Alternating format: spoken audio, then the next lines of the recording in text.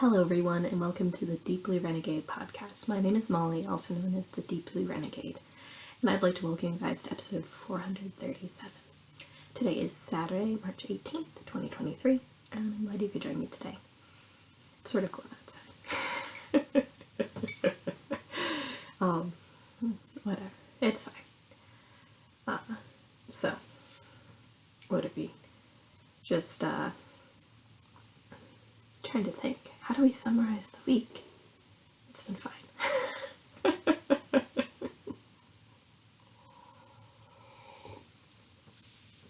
We'll get it worked out.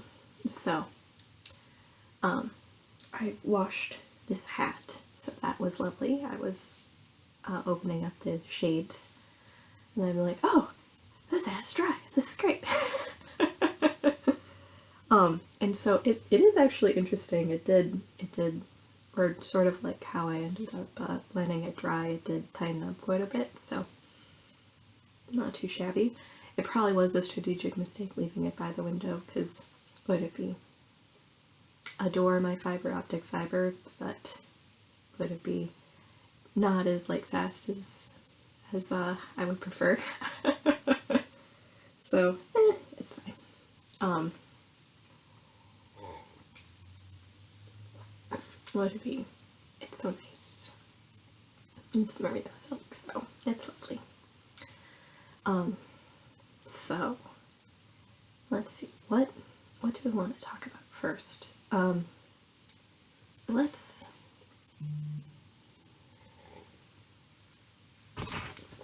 talk about the socks first. So, pretty sure that this was the case last week, or the last time, is that we have one finished simple skip sock in Into the World in the Tinkerbells and Menstruals colorway that I did as a fractal cable yarn. And it is very, very, very, very full of color. And I like how the skip pattern looks in this. It has like a nice texture that sort of gives it like a little bit of visual interest. Like this yarn probably could have just been straight up ribbing too. It would have been great as that as well. So we have the finished sock, and then the sock in progress has gone a decent amount of progress. So would it be? I got through the double point section without too much pain and chaos. It seems like I have still quite a bit of gusset left to go at this point, but I think everything is looking pretty good. So I can't even see. So I still have probably a third of the sock to go. This has been getting most of my knitting time in the last 2 weeks. It is very dense and very sturdy. Would it be? Will it stand up on its own? Yes, it will. Do other socks that I have laying around do that? No, they do not. So I'm knitting them with size 0 needles, and it's probably more of like a sport leading yarn. So, but I do tend to knit my hand spun socks at a pretty tight gauge. I'm actually knitting 64 stitch socks. Would it be? That means these socks are, or would it be? They're snug too. They fit, but they're snug. So hopefully all of those elements come together to result in a long wearing pair of socks. So this is a part of my extensive series of sock yarn spinning experiments that I did in the summer of 2017. What would it be? My opposing ply yarn was actually the first one to have a hole, though it was the first one that I had knit, and I need to knit it. So it may be the case where I decide to go with a 4-ply structure for socks, but we'll see how they work. Would it be? It has been the case where would it be? I haven't been wearing socks as much lately, but I do wear socks when I wear shoes. It's just I'm not leaving the house as often. So it's fine.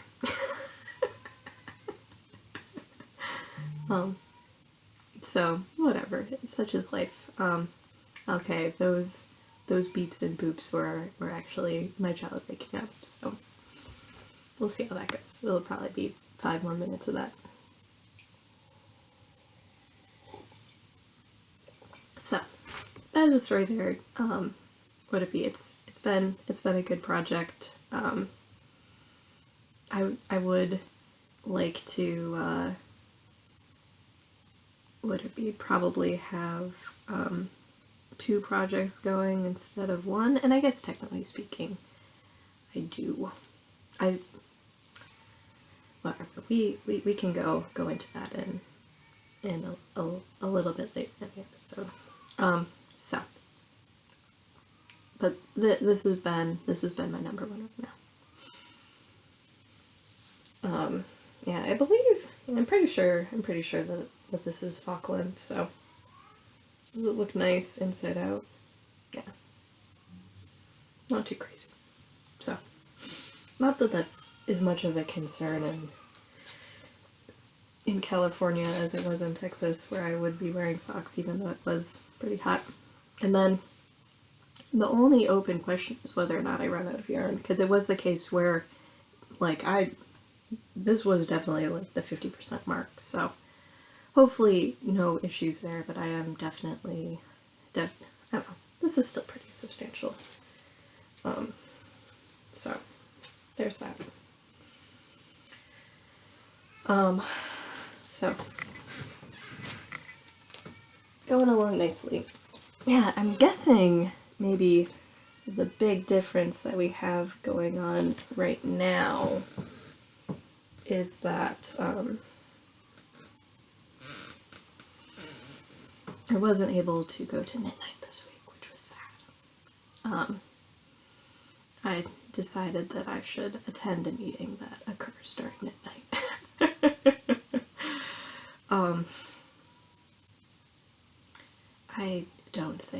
I don't think I will need to do that this week, which will be great. But I will have to go to Knit Night late because I have to speak. I have to speak in a meeting. So, let's see. So the other thing that I am working on right now is repairing the Dear Sweet Lovable Ones lizard tessellation fingerless gloves. So this is taking elements of the Maurice pattern and then of various fingerless, I don't know, it's like, I don't know if it was the hypotenuse or if there was like it probably was hypotenuse.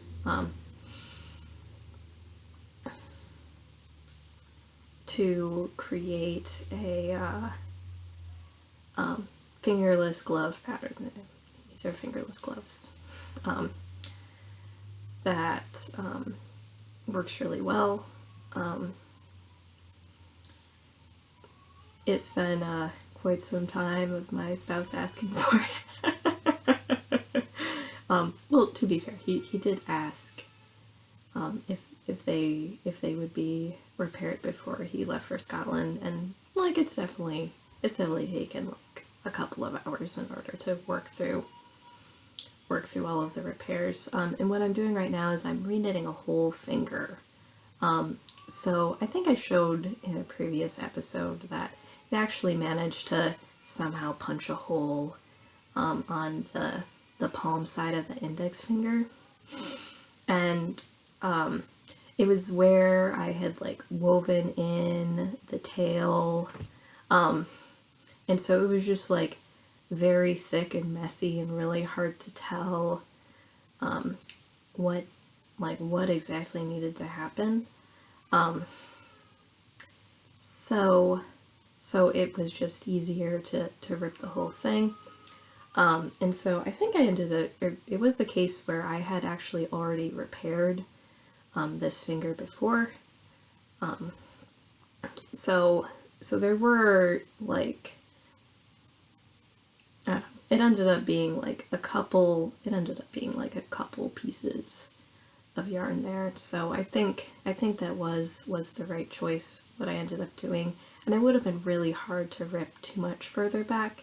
It was probably a good thing that it wasn't in like the color work region.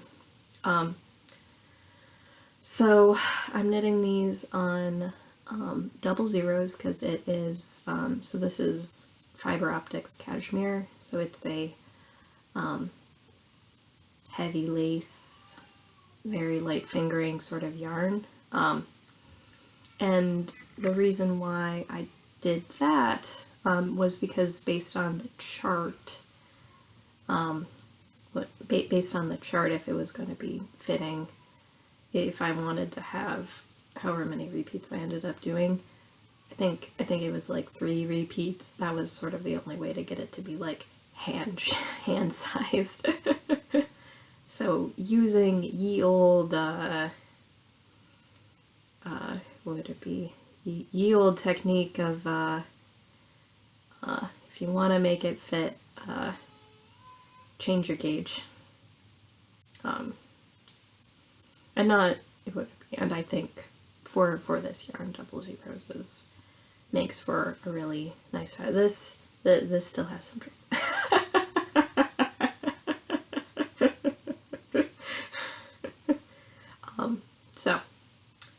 So that is the story there.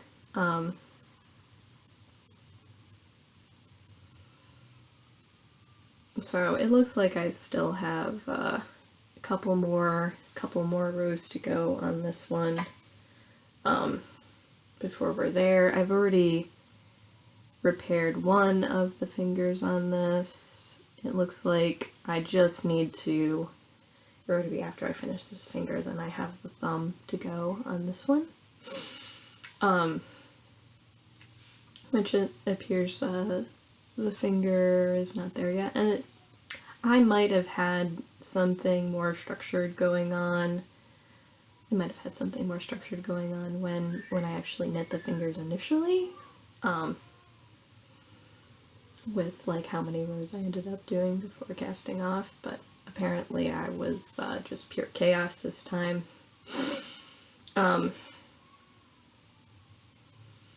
So not too crazy. It is holding up very well in the color work section of it, so there's that. Maybe I did need to knit them on triple zeros. Let's see. And then we've already fixed thumb, finger, so I do have another finger to go. It looks like, yeah. Looks like this is solid, but this is not. So I don't know why I switched hands before finishing, but whatever. So this is what they look like. The ribbing is probably like a little loose and relaxed, so maybe it wasn't quite the right stitch count there, but whatever. So we'll get that done. I think I also did like a more sturdy bind off, so I did my knit two together bind off instead of the pass a stitch over bind off, so we'll also see how that goes, but they do look so good. And I definitely didn't want to knit them again from scratch, especially when it's just like a little bit that's funky. So that is the story there. I'm just knitting from the skein as an agent of chaos right now. So I did finally have a chance to sit down with the spreadsheet, and I believe that I'm in a much better place for the yarn usage calculation.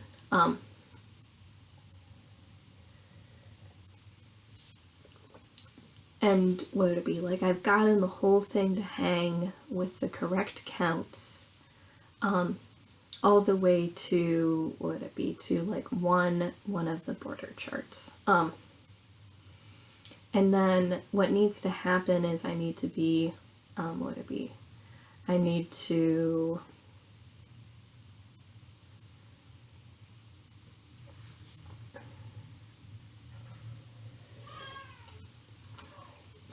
what would it be?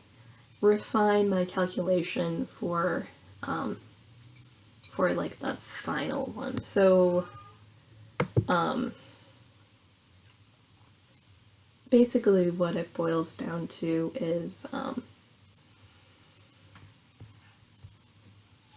for border chart 1, I think I'm good all the way to there.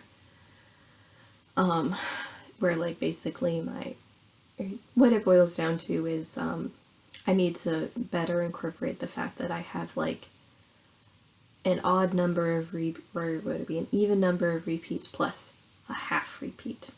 And that's how everything sort of all hangs together, is that, yeah. So what I have is, I have how many repeats I have, and then I've been sort of dealing with the border chart like as like a separate thing, and that's probably what needs to happen. Is basically I just sort of have to go row by row and be like, am I subtracting from the border, am I subtracting stitches from the border chart, or am I adding stitches from the edge of a given chart, so the non-repeat portion. And maybe I might have to double check that one actually, and from border chart 1 too. I probably do. So that's sort of the level where I'm at right now. So I've gotten the hang all the way to there, and so then the next step, or would it be? So I have like probably all of my math correct, but then I don't have it quite right for that half repeat, and that's very doable. So I just have to go through line by line for each of the charts, and then I think by the time I make it to the chart that was totally confusing me, I think we'll have the right stitch count, and it will be the right repeat, and the math will work, because it was not. And some of that straight up had to, or would it be, but it boils down to is, my body charts that I was doing is the case where you have increase 4 stitches, increase 6 stitches, increase 6 stitches for one of them, and then you have an increase 6 stitches, increase 6 stitches, increase 8 stitches. And so that's what got some of the math a little bit off, because you do one more of that 4, or one more of that one that doesn't increase a whole set. So taken together, it's the case where you have like, it's really like a 12-row repeat. But then you do half, and so whatever. I think it's all going to come together. And then and then I can translate that math over. But it's definitely the case where there's tremendously more stitches than,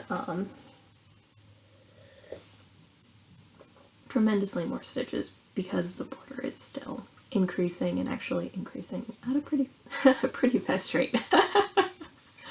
So let's see. So it'd be the case where my calculations are not complete. So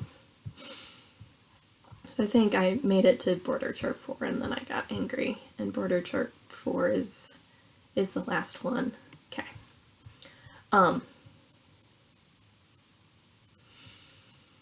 So I'm at like 918 stitches for the pattern as written, and there's still a little bit more increasing to go.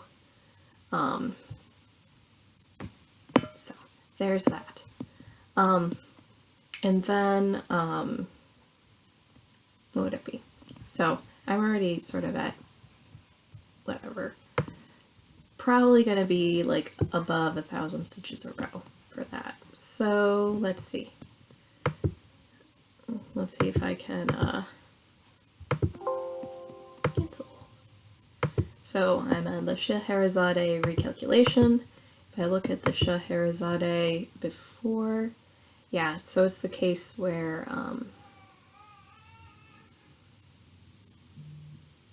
not true.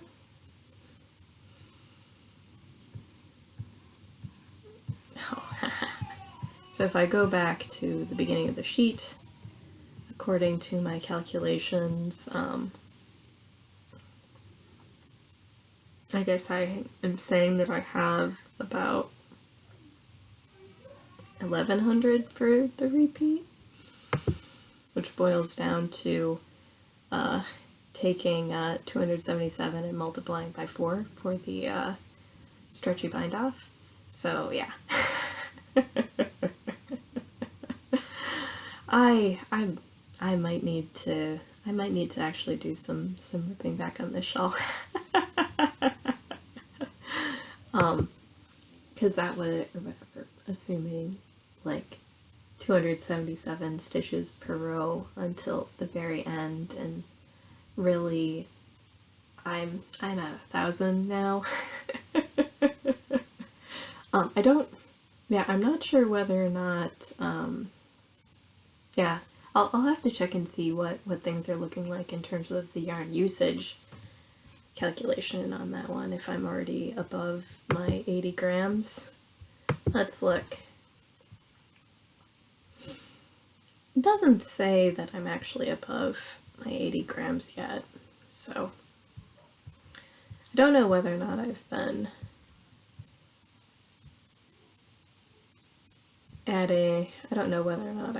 adding in my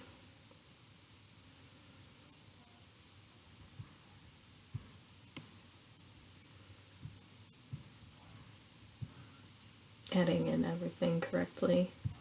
I guess it is slowly increased. So this is saying that I'm still at 26 grams used here, so I might need to rip back. I might not. But once I get all the math working, once I get all the math working correctly, then I can basically plug that in. So basically what it boils down to is I needed to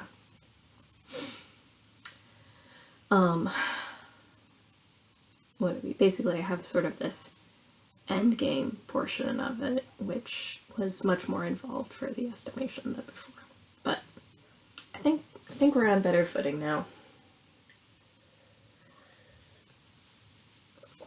So once I get those like final details, which should be independent of that, and I get to finish the calculation for border chart 4, then I take what my stitch count is, multiply it by 4, and consider that to be the bind off amount, and then we'll be done. But it's the case where it'll be interesting to see how much I've overshot. And then so then if I have, the next thing that basically needs to happen is,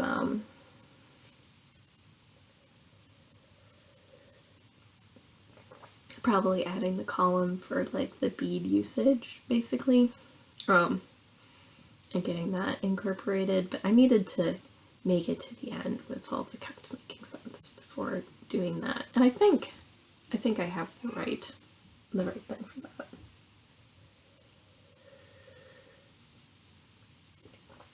And so, not too crazy. The bead calculation, or would it be? Like, this is like, this isn't even, I would say that what's going on here is not just straight up math, but it's actually more like algorithm-y. So it's like beyond, or would it be, it's coming up with the right, the mathematical representation to just have it programmed correctly in my spreadsheet. So it's not just math. But I am super excited that I got further. So that was good.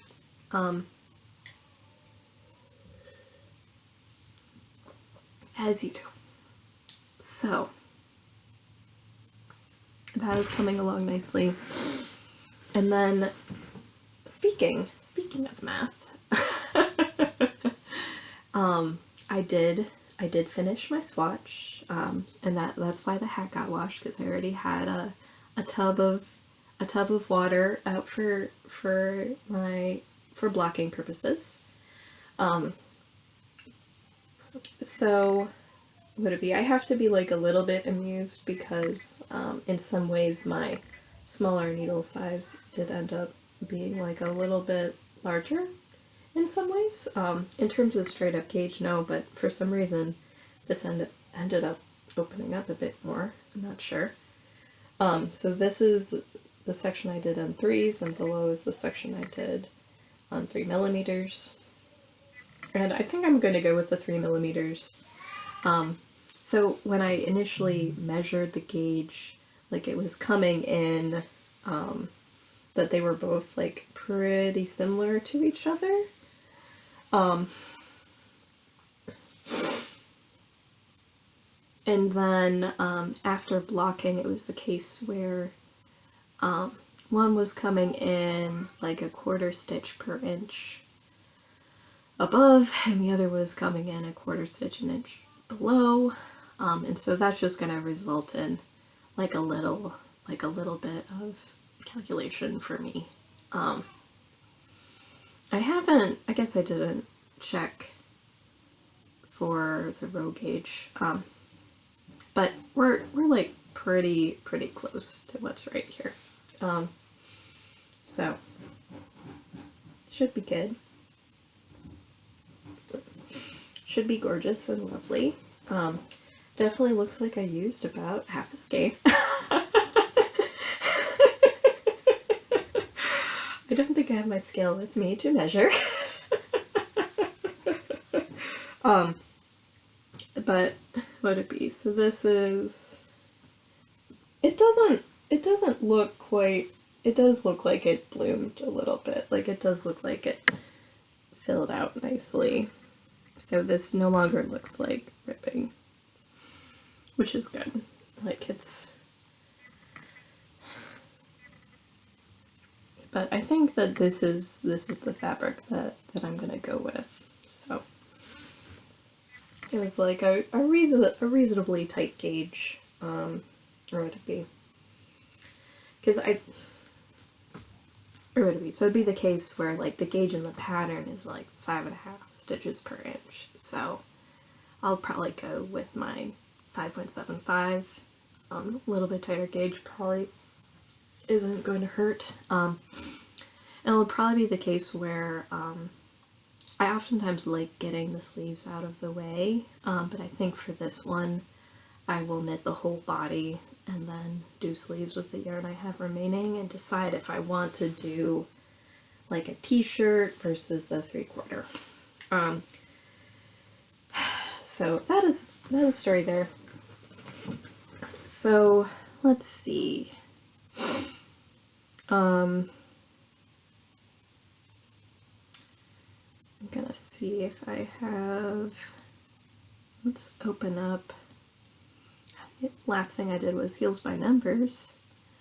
Okay, so we'll,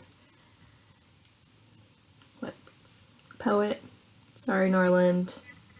I am currently knitting it out of Camellia Fiber Company in their 70% organic wool, 30% linen base.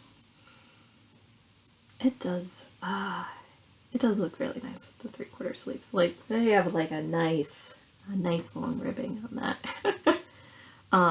So I was planning on knitting the large, which is 43.5 inch.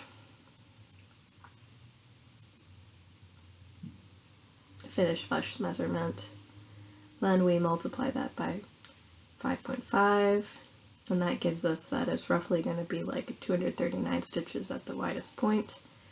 And then we're going to divide that by 5.75, which is what my gauge actually is. And so that's saying it's going to be about 41.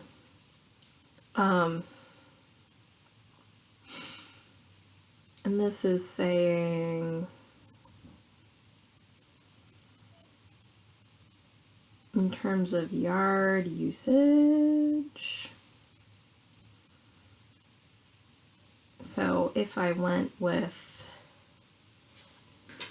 the extra large, I might actually have enough yarn for the extra large. So this is 437 times 3. So I actually have 1,300 yards of yarn. So I could actually do like the extra large. And so then we work through the math there. Oops. Get onto the correct page. So that extra large is a 46.5 times the 5.5 is 255, or nearly 256 stitches. We divide by 5.75. That gives us 44.47. So what that would roughly translate to is, in terms of like upper bust ease, that would be like 8 inches, but full bust ease, I don't even know right now. Depends on the time of day, friends. So that is totally an option. Yeah. So that's saying, yeah, so I needed a little bit more than 1,200, or I needed, yeah. So this is totally doable. I will unravel my swatch.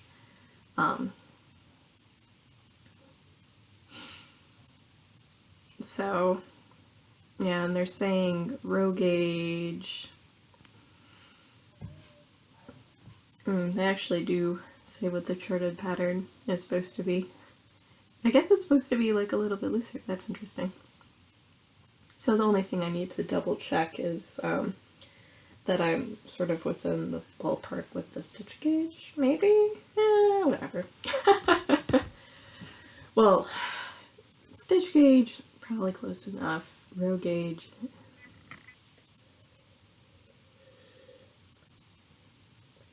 So, what would it be? So I think that means that I will go with the extra large. This yarn is so specialized. What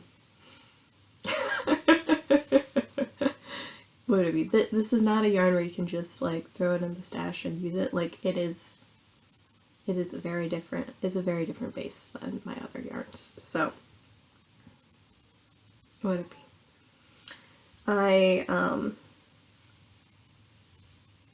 I'm really liking the fabric. So what would it be? It's a little, or would it be, because the fabric itself feels very refined, and then there's just like occasional like linen bits hanging out of it, so it does, would it be? It's very classy with occasional twigs.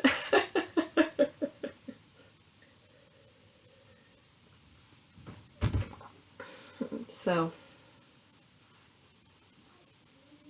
it should be fun. And perhaps it's just a race in terms of how long it's taking to finish the socks versus how long it will take for me to finish my knitting calculation before this ends up getting cast on. I've not called it cast on yet, but I'm excited. I am excited. So, in other news, I did get a little bit of spinning in this week, and so I finished off my bag number 3 last night, and so this is, would it be? It's a gray base. It's a little bit oatmeal, I think.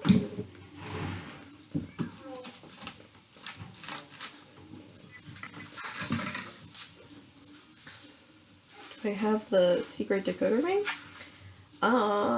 Okay, so this is Southdown, Dorset, and Bio Nylon. I called it woolly, toothy, and a very smooth draft. And it's true, it drafted so nice.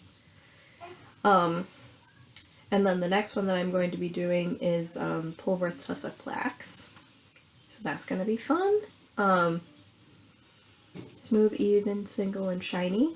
And then the last one that I'm going to do is the Herbui base. So Jill of Hip Strings. There we go, pick that up. And that is 37.5% BFL, 37.5 Shetland, and 20% Manx locked in, whatever. And I mentioned that that one is toothy, spins thicker than default, and doesn't need much twist. So, the plan is that I'm gonna wind that off the bobbin and then get started on the next one, and then I'm gonna 3-ply them together. So I have a 1.5 ounce skein of marley goodness, because I basically, it boils down to I have a white, a brown, and the gray. So should be fun. And we'll see if it pairs nicely with some other small skein floating around in the stash. It's a distinct possibility.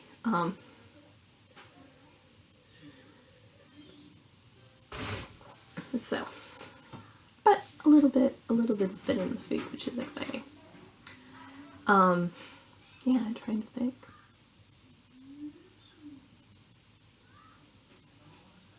Not too much else going on. It's just a never-ending saga of figuring out what to eat for dinner.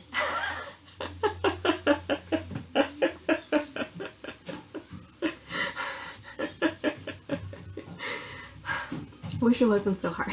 I wish the question could be I wish the question could be solved.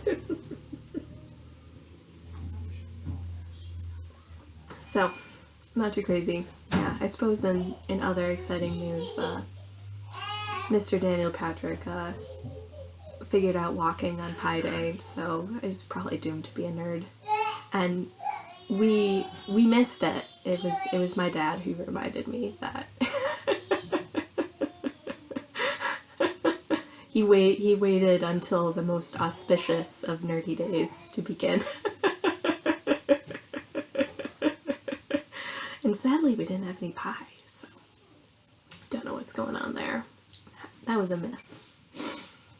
So, with that, I hope you guys have a lovely week, and I look forward to talking to you guys soon. So, take care, guys. Bye-bye.